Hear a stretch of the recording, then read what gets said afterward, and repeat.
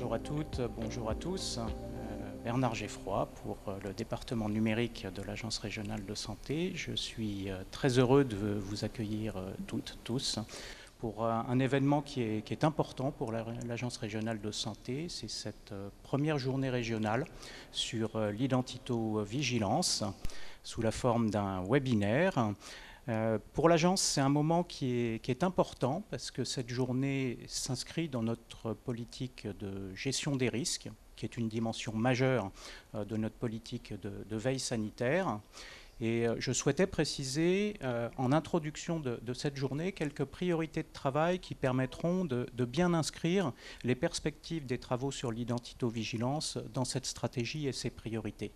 Alors on a effectivement à l'agence deux priorités de travail qui sont déjà une vertu collective qui est améliorer notre connaissance par la promotion et l'accroissement du signalement des événements indésirables. C'est quelque chose de très important pour nous parce que c'est la matière première par laquelle on va pouvoir collectivement améliorer notre connaissance, améliorer notre processus et ainsi mieux maîtriser nos risques collectifs. Donc très clairement, c'est un message que je saisis l'opportunité de cette journée pour le passer. Ça porte sur l'identito-vigilance, mais aussi sur toutes les autres thématiques de la vigilance qui peuvent donner lieu à des signalements. Signaler les événements indésirables, c'est vraiment la matière première de notre gestion collective et de notre amélioration de la gestion de nos risques. Donc, c'est un peu dommage aujourd'hui parce qu'on constate sur le secteur sanitaire, notamment peut-être insuffisamment de déclarations d'événements indésirables. Or, c'est clairement la matière par laquelle, dans le secteur sanitaire, on peut améliorer nos processus de maîtrise des risques. Et c'est compliqué, ça prend du temps. Ça nécessite de réunir des équipes pour analyser un événement indésirable. Quelque part, c'est aussi, ça déstabilise parce que ça peut percuter quelque part la responsabilité d'un professionnel. Mais je pense qu'il faut vraiment aller au-delà avec une agence qui a une posture d'accompagnement par rapport à ça, et on parlera notamment du réseau régional des vigilances et d'appui. Et donc, vous n'êtes pas seul. Et c'est un peu le message clé aussi que l'on souhaitait passer. Le deuxième axe de travail de l'agence, c'est précisément d'appuyer les professionnels, les établissements, par des apports d'expertise. Donc vraiment le message, c'est nous ne sommes pas seuls collectivement, puisqu'il y a notre réseau régional des vigilances et d'appui qui apporte une expertise thématique par des structures qui ont été mises en place dans notre région précisément pour cet objet, et qui sont des structures qui sont dédiées aux pratiques. Je pense par exemple au CEPIAS, à l'Omédit, à Calirel Santé, représenté par Madame Noémie Terrien, le réseau Sécurité Naissance, et puis, et c'est l'un des objets aussi de cet échange aujourd'hui, la cellule régionale d'identito-vigilance, qui est une nouvelle structure qui rejoint notre REVA. La vigilance sur l'identité, qui est vraiment notre thématique aujourd'hui, c'est l'un des premiers actes de la prise en charge. On s'assure qu'on prodigue les bons soins à la bonne personne. Et à cet égard, l'institution récente du référentiel national d'identité-vigilance et de l'identité nationale de santé, qui lui est associée, apporte un vrai gain dans la sécurisation des prises en charge. L'INS, c'est l'identité nationale de santé, l'identifiant unique des usagers. Il permet une avancée pour sécuriser l'échange et le partage de données de santé. C'est vraiment une clé qui permet d'échanger en toute sécurité des informations de santé entre structures disparates, entre collectifs de soins coordonnés, avec une garantie qu'on parle bien tous ensemble du même patient. Donc c'est très important. Et à cet égard, le Ségur numérique de la santé, en mettant dans ses axes majeurs de travail le déploiement de l'INS, nous donne de nouveaux moyens pour accompagner son déploiement. Et à cet égard, l'agence a souhaité, en concertation avec les acteurs de santé, organiser l'appui aux professionnels et établissements en installant cette cellule régionale d'identito-vigilance qui a été confiée au GCSI Santé Pays de la Loire, représentée par Madame Laure Mauffret. Dans le cadre d'une gouvernance régionale, d'ailleurs, qui a été construite à cette occasion et dont on pourra dire quelques mots un peu plus tard. Et on s'aperçoit que des axes de collaboration avec Calirel Santé se sont très vite identifiés, ils ont émergé. Cette journée, quelque part, permettra d'en partager quelques aspects. Donc, je ne vais pas prendre le micro plus longtemps et remercier surtout chacun et chacune d'entre vous pour votre participation, pour votre mobilisation sur cette cause collective de meilleure maîtrise des risques. Et je remercie Calirel Santé, le GCS e-Santé Pays de la Loire, qui ont œuvré à ce que cette journée puisse se tenir. Merci à vous. Merci beaucoup Bernard. Je prends la suite. Donc Laure Maufray, moi je suis responsable du pôle coordination au sein du GCS e-Santé Pays de Loire, pôle qui a dans ses objectifs d'accompagner sur le volet numérique du Ségur, parmi lesquels le sujet dont nous allons parler aujourd'hui, l'identito-vigilance via l'INS. Parce que comme l'a bien dit M. Geffroy tout à l'heure, c'est vraiment un sujet prioritaire. La bonne identification de l'usager tout au long de son parcours repose sur l'identification d'une identité sanitaire unique, pérenne, qui sera l'INS, l'identité nationale de santé. Ça fait partie des priorités du Ségur. C'est vraiment le prérequis, l'identification numérique, pour pouvoir ensuite alimenter mon espace santé, échanger de la donnée entre professionnels, s'assurer qu'on parle bien du bon patient et qu'il n'y a pas d'erreur d'identito-vigilance. Cela contribue vraiment à la qualité de la prise en charge et à la sécurité de soins des usagers. Et ça va être vraiment l'objet de cette matinée que de revenir sur ce sujet. Et puis pour l'après-midi, on en parlera de le voir en pratique. C'est pour ça qu'aujourd'hui, ARS, GRAD et puis Calirel, on se mobilise pour vous sensibiliser, pour vous informer, pour vous accompagner, pour être vraiment au plus près de vous, des acteurs de santé, sur cette gestion de l'INS. Pour le GCS e-Santé, on est vraiment sur un accompagnement de proximité. Et on a des personnes dédiées, donc la cellule régionale et une référente identito-vigilance INS, qui sont là pour vous appuyer au quotidien sur les problématiques relatives à l'INS. Au niveau du GCS, nous collaborons également avec le national, en lien avec l'Agence du numérique en santé, avec le réseau des référents d'identito-vigilance, le 3 Rives, pour vous guider dans cette démarche et vous apporter les meilleurs outils qui puissent vous accompagner.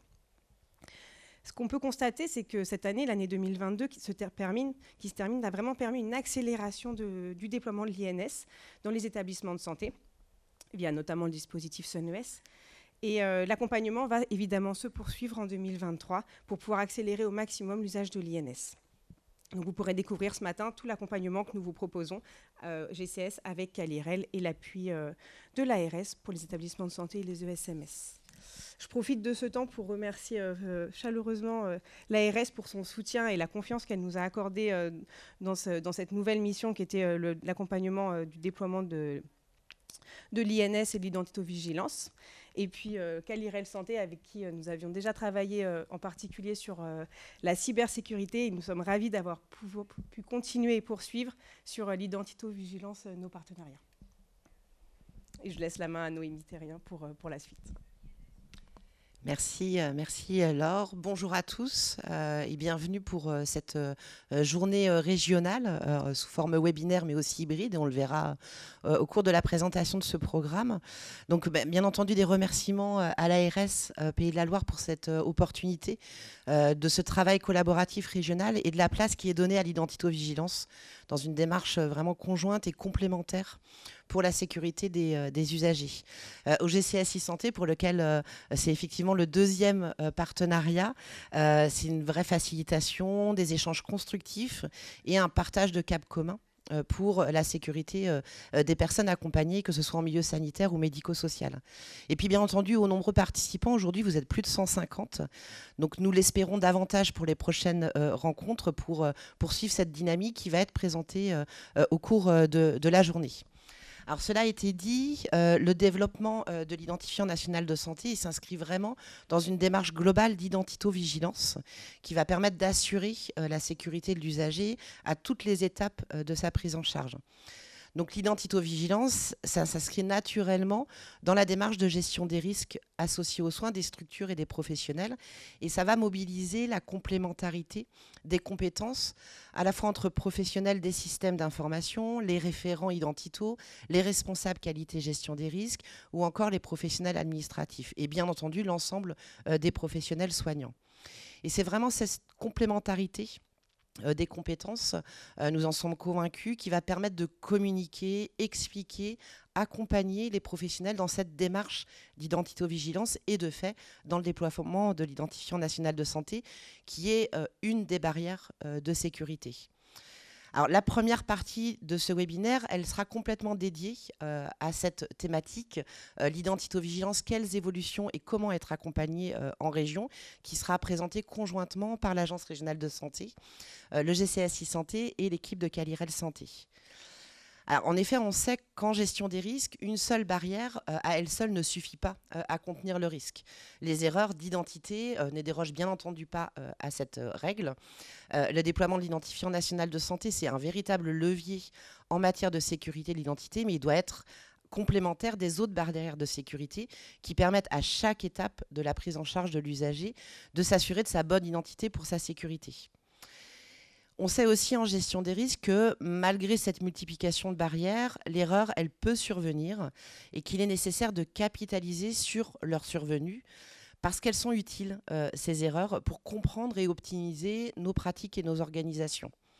Les retours d'expérience, et M. Geffroy l'a bien souligné, ils sont indispensables pour comprendre le contexte de survenue, réfléchir sur les pratiques, les organisations, parce qu'il est nécessaire vraiment de garder en mémoire que ces erreurs, même si elles sont souvent, même dans la plupart du temps, rattrapées par les professionnels, elles déstabilisent leurs pratiques de sécurité et parfois ont malheureusement des conséquences dramatiques pour les patients, qui peuvent aller du retard de la prise en charge jusqu'au décès. Ça va être vraiment cette deuxième séquence du webinaire avec un regard croisé issu des pratiques de terrain, des retours d'expérience de 3 structures, les résidences de l'Aune, la Fondation Georges Coulon et le centre hospitalier de Saint-Nazaire qui nous partageront leur organisation, leur expérience autour du déploiement de l'identité-vigilance et l'identifiant national de santé. Enfin, l'identité-vigilance, et à Calirel Santé, on est particulièrement convaincus que ça fait partie intégrante d'une démarche de culture de sécurité qui est partagée entre tous les professionnels, quelle que soit sa place et son rôle dans la structure, qui vont à un moment donné intervenir sur le parcours de l'usager.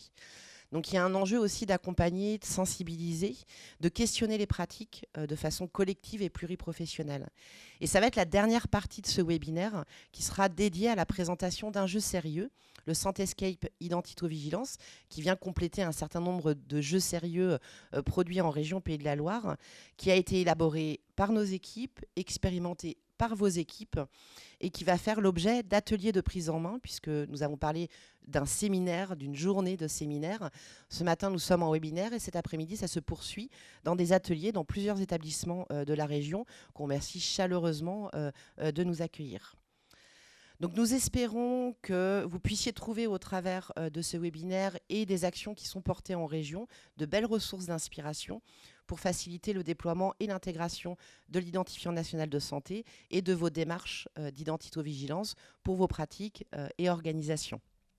Donc on va tout de suite passer la main, laisser la parole pour cette première séquence de webinaire sur l'identité-vigilance, quelles évolutions et comment être accompagné en région.